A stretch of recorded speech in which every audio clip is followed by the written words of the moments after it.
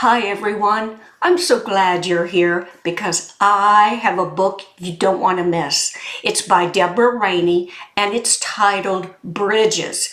I'm going to read just a little bit of chapter 1 and you will see why I was so drawn in and that I had to continue reading until it was finished. So here you go.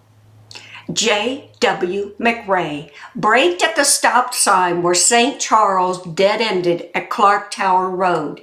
He shifted his pickup into park and rested his forearms atop the steering wheel, his chest constricting.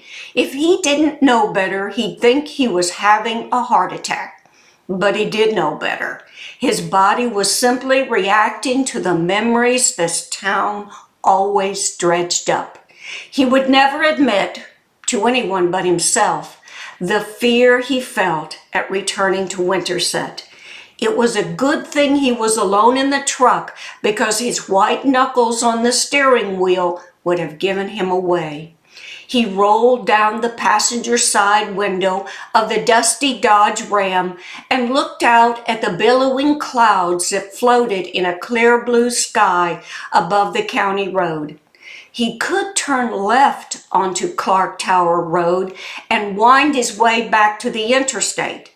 Pretend he'd never been here and never return.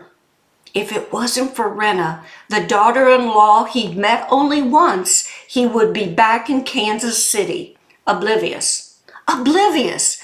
He could hear Char's shrill voice even now.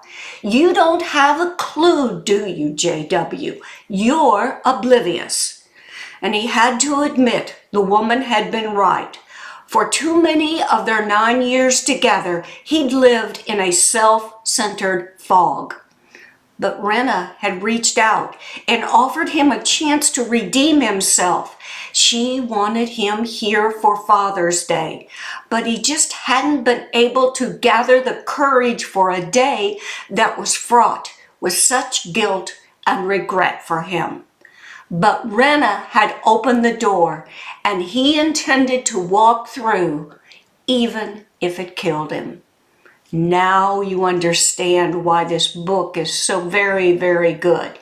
Remember, it's called Bridges, and it's by Deborah Raney.